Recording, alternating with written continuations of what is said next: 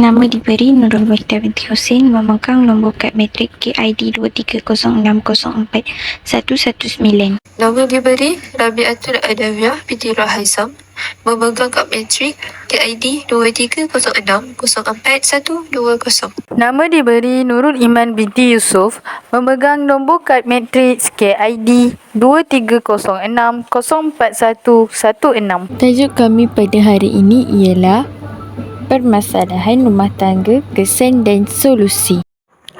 Pendahuluan. Menurut syariat Islam, perkahwinan merupakan ikatan untuk sepanjang hayat. Setiap rumah tangga yang dibina untuk mencorakkan hidup yang lebih aman, damai, progresif dan tenteram. Kita boleh lihat dekat sini tujuan asal perkahwinan. Sebagai sepasang suami isteri, mestilah kita nak hidup lama. Bukan sebab perkahwinan ni bukan hidup sebulan dua.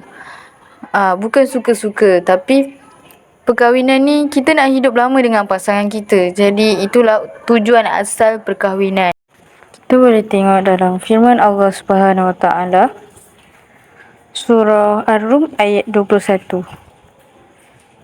A'udzubillahi minasyaitonirrajim.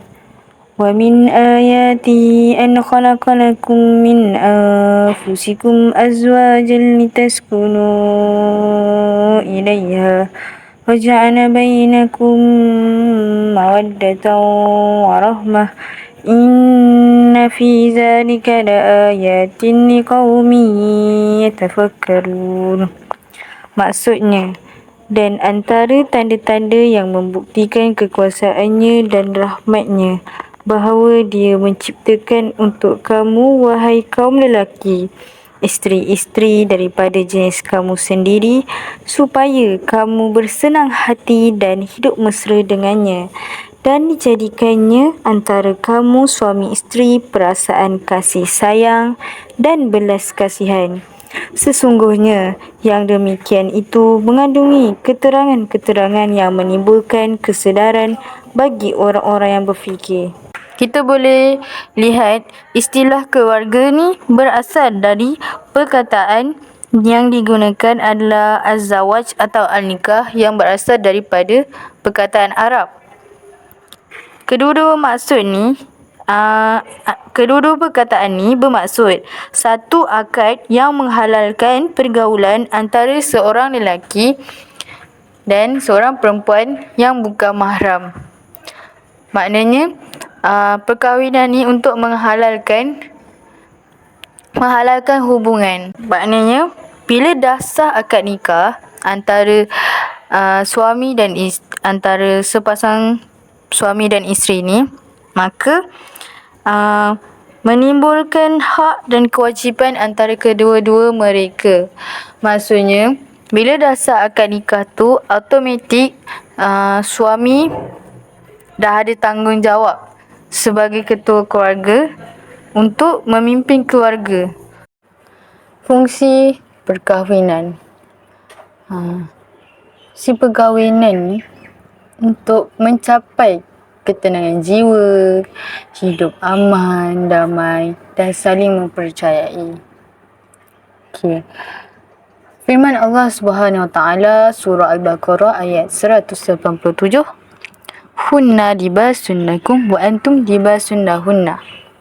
Maksudnya, isteri-isteri kamu itu adalah sebagai pakaian bagi kamu, dan kamu pula sebagai pakaian bagi mereka. Maksud ayat ni, isteri ni melambangkan, maksud ayat ni dekat sini, isteri ni dia melambangkan suami dan suami melambangkan isteri. Maksudnya jodoh ni cerminan diri lah, macam mana kelakuan kita, perangai kita, macam tu jugalah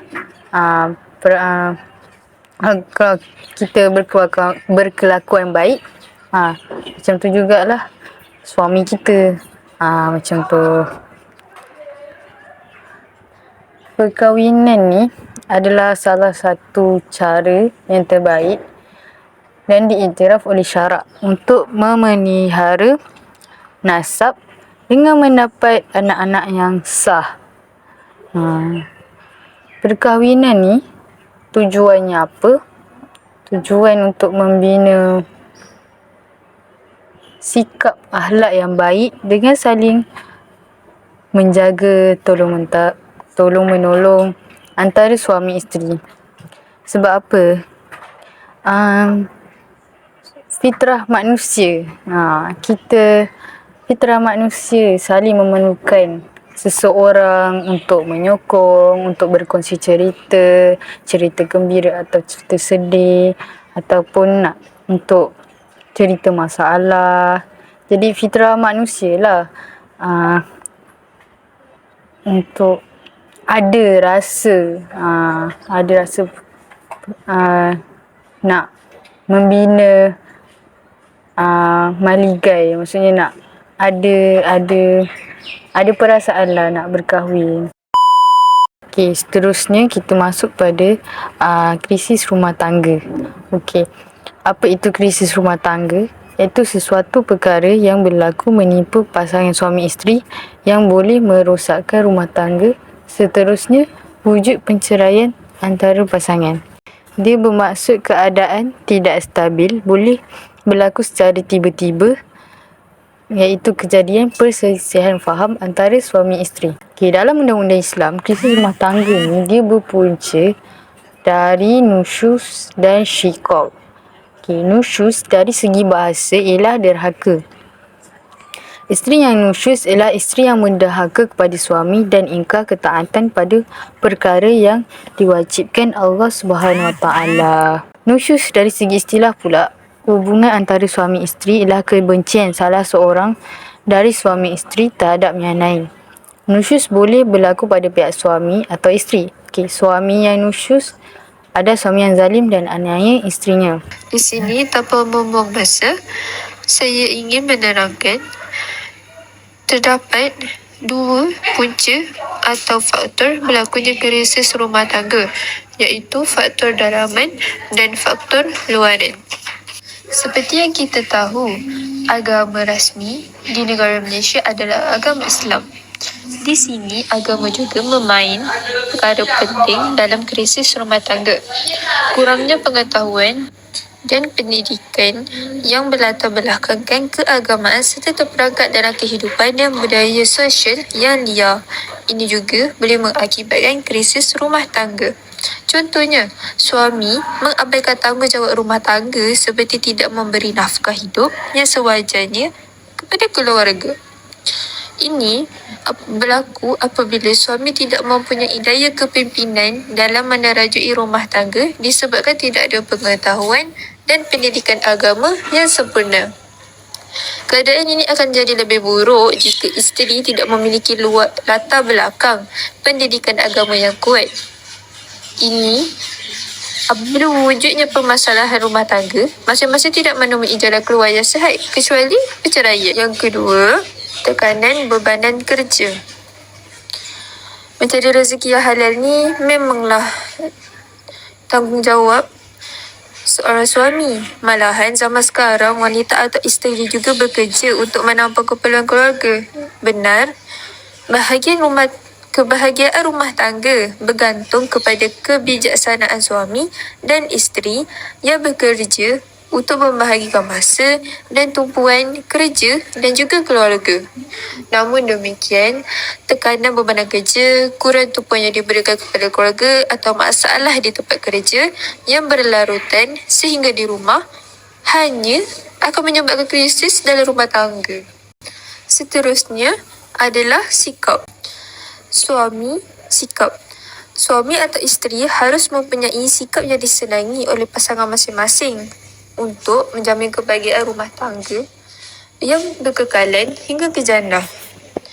Sikap bagi suami atau isteri yang tidak menghormati suami boleh mewujudkan krisis rumah tangga. Sikap cemburu yang negatif juga pula merupakan salah satu punca yang boleh menyebabnya berlakunya krisis dalam rumah tangga. Sifat cemburu yang melampau, amat-amatlah melampau ini amat tidak digalakkan kerana ia juga boleh menggugat hubungan sesebuah rumah tangga. Bagi yang ketiadaan langsung sifat cemburu juga boleh membawa akibat buruk kerana ia boleh menjadi punca pasangan mudah dikebas orang. Untuk menghadapi situasi ini, kedua-dua pasangan haruslah bijak menangani permasalahan cemburu ini supaya ia tidak merebak sehingga menyebabkan kehancuran rumah tangga. Tambahan pula, faktor kesihatan juga merupakan faktor dalaman. Masalah kesihatan pasangan adalah merupakan salah satu punca berlakunya krisis. Kesihatan yang tidak memuaskan sama ada di pihak suami atau si isteri kadang-kadang dianggap membebankan oleh pasangannya. Masalah seperti ini seharusnya dihadapi bersama oleh pasangan yang telah berkahwin kerana ini adalah masa yang sesuai untuk membuktikan kasih sayang yang pernah mereka lafazkan. Masalah seksualiti, ketiadaan zuriat atau tidak berpuas hati dengan zuriat yang ada juga menjadi asbab berlakunya krisis dalam rumah tangga jika tidak diselesaikan dengan cara yang bijak dan bertolak ansur. Selepas itu, kita pergi pula dengan faktor luaran. Terdapat 2 faktor luaran.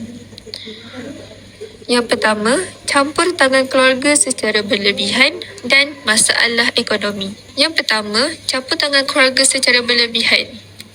Campur tangan keluarga boleh dibahagikan kepada 2, iaitu campur tangan untuk kebaikan rumah tangga tersebut ataupun sebaliknya.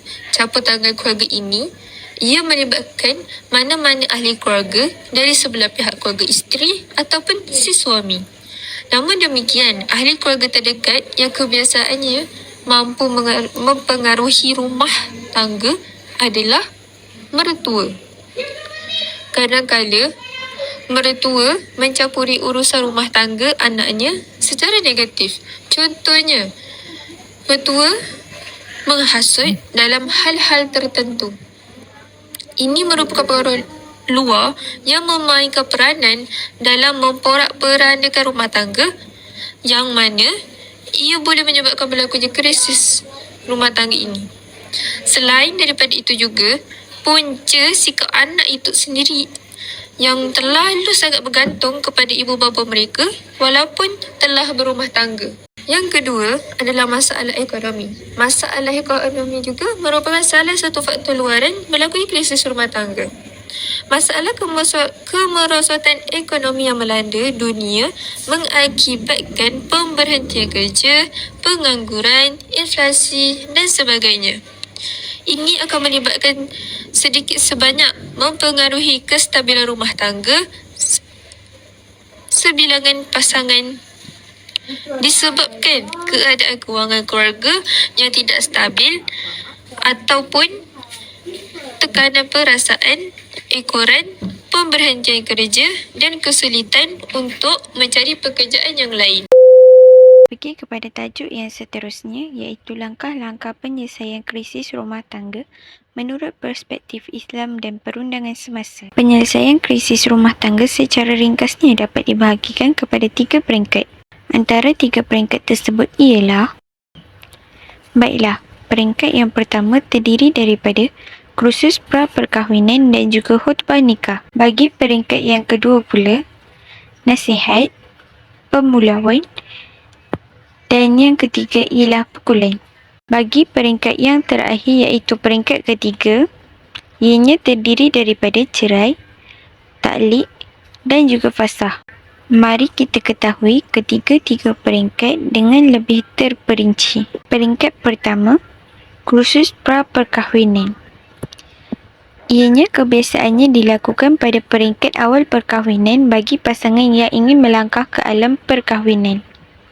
Ianya juga mendedahkan tentang konsep dan matlamat rumah tangga. Berikut merupakan contoh gambar semasa sesi kursus pra-perkahwinan dijalankan. Seterusnya, khutbah nikah. Nasihat dan peringatan yang disampaikan oleh Tok Kadi semasa sesi pernikahan dijalankan. Ianya juga menerangkan tentang objektif pernikahan. القائل فانكحوا ما طاب لكم من النساء مثنى وثلاث ورباع. Hai pemuda-pemuda, jika sekiranya kamu berkemampuan, hendaklah kamu berkahwin, kerana dia tunduk pandangan dan juga maruah kamu. Kita pergi kepada peringkat yang seterusnya, iaitu peringkat kedua. Yang pertama, nasihat. Nasihat ialah peringatan tentang kesalahan yang dilakukan agar tidak mengulangi perbuatan tersebut. Nasihat dan teguran ini juga tidak boleh menyakiti hati pasangan. Okey, yang kedua iaitu pemulauan. Pemulauan tempat tidur atau tidur berasingan, tujuannya adalah untuk menyedarkan pasangan. Perkara ini hanya boleh berlaku dalam tempoh 1 hingga 4 bulan. Okey, yang ketiga, pukulan. Pukulan yang ringan mengikut kaedah yang dibenarkan dalam Islam dengan tujuan menegur atau mengajar. Akhir sekali, sekiranya kedua-dua peringkat tidak berhasil, maka perlulah beralih pada peringkat yang ketiga, iaitu cerai, taklik dan juga fasakh. Perceraian merupakan jalan penyelesaian terakhir jika kedua-dua peringkat tidak berjaya. Isteri dibenarkan mengemukakan permohonan taklik sekiranya si suami enggan melafazkan cerai. Isteri juga dibenarkan mengemukakan permohonan fasakh menggunakan alasan-alasan yang terkandung dalam Seksyen 52. Kesimpulannya, perkahwinan menurut syariat Islam mempunyai matlamat untuk mewujudkan suasana bahagia. Kebahagiaan ini dapat dicapai sekiranya pasangan suami isteri tersebut dapat memainkan peranan masing-masing berdasarkan garis panduan yang telah diperuntuk oleh syarak.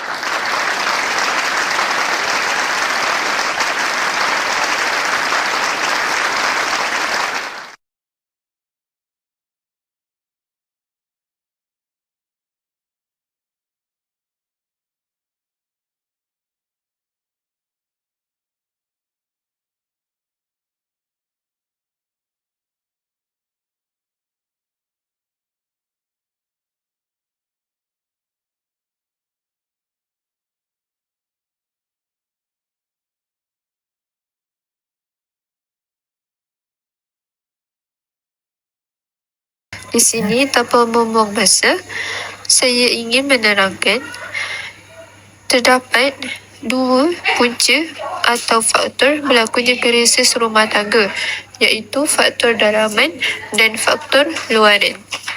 Seperti yang kita tahu, agama rasmi di negara Malaysia adalah agama Islam. Di sini, agama juga memain perkara penting dalam krisis rumah tangga. Kurangnya pengetahuan dan pendidikan yang berlatar belakangkan keagamaan serta terperangkap dalam kehidupan dan budaya sosial yang liar. Ini juga boleh mengakibatkan krisis rumah tangga. Contohnya, suami mengabaikan tanggungjawab rumah tangga seperti tidak memberi nafkah hidup yang sewajarnya kepada keluarga. Ini berlaku apabila suami tidak mempunyai daya kepimpinan dalam menerajui rumah tangga disebabkan tidak ada pengetahuan dan pendidikan agama yang sempurna. Keadaan ini akan jadi lebih buruk jika isteri tidak memiliki latar belakang pendidikan agama yang kuat. Ini apabila wujudnya permasalahan rumah tangga, masing-masing tidak menemui jalan keluar yang sihat kecuali perceraian.